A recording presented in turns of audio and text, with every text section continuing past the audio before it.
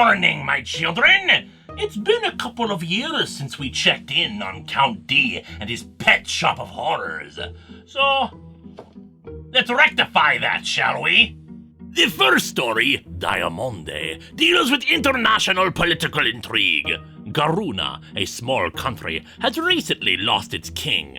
Being a monarchy, it was expected that his son would take over, but of course he had no children, his queen having become incapable of having children after an illness. However, a mistress has turned up, pregnant with an illegitimate child. Funny thing about that though, apparently she was artificially inseminated, so now she is a marked woman for the political rivals wanting to see that the baby is never born. She has come to the United States for sanctuary, at least until the baby is born, but matters are soon complicated as the Queen of Garuna comes to Count D's shop.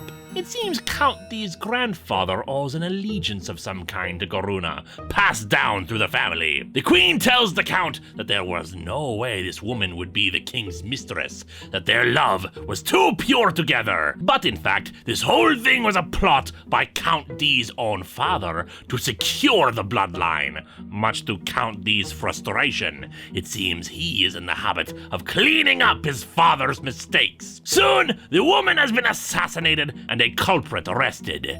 Yet Detective Orcott can't help but feel that the assassin's description matched Count D quite a bit. Our next story is Desire. A little girl named Maggie is found outside the pet shop, torturing her poor dog named Daisy. The Count is surprisingly calm about the whole thing and learns her story. Maggie found the dog abandoned as a puppy and took it in.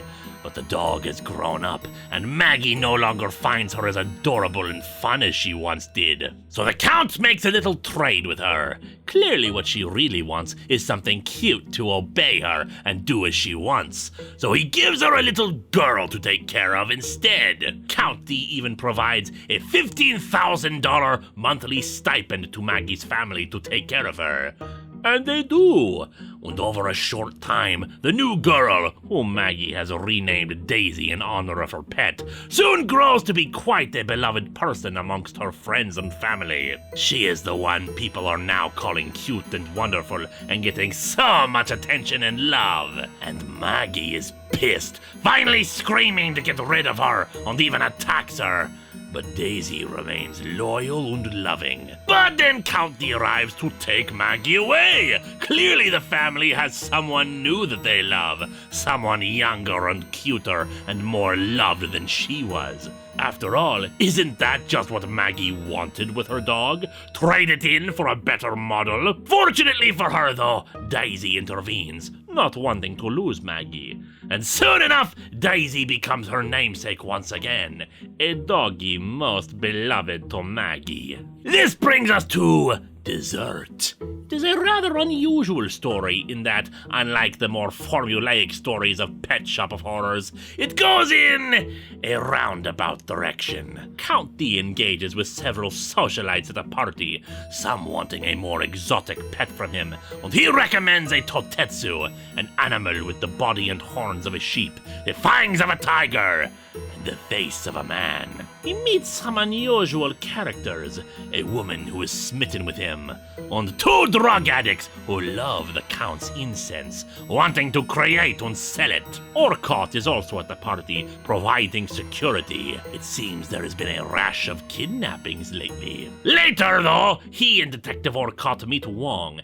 a chef in Chinatown who specializes in very rare and exotic dishes. Orcott believes, due to a few pieces of evidence, that Count D is linked to the disappearances, but we later learn that his connection is to the real kidnapper, Wong, who seeks out human meat of various kinds for his meals, the latest requiring the tender meat of a vegetarian like Count D. Wong is caught, but it seems Count D was perfectly happy to sacrifice some of his flesh, for Wong is not really a man, but a totetsu, and D has been seeking one out for a long time.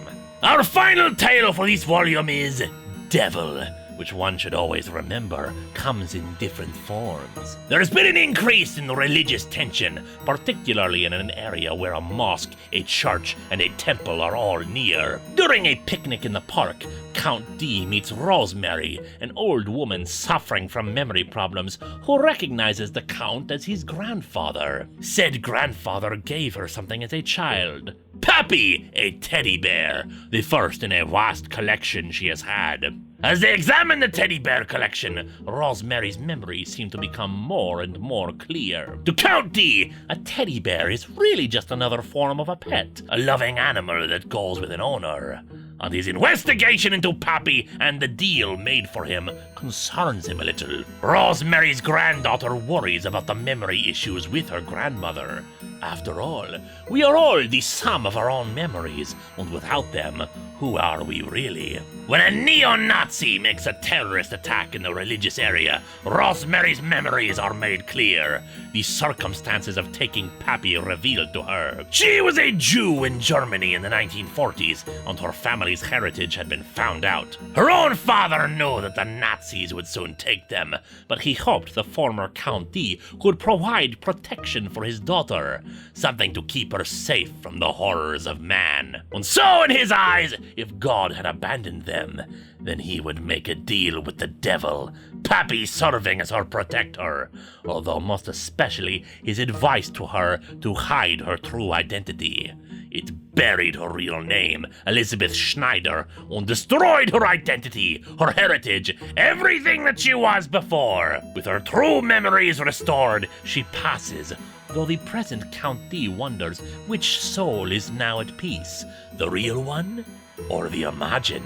Volume 3 takes us away from some of the more traditional animal stories we have seen before, but reminds us that pets come in many forms, and that humanity still tastes good to them regardless.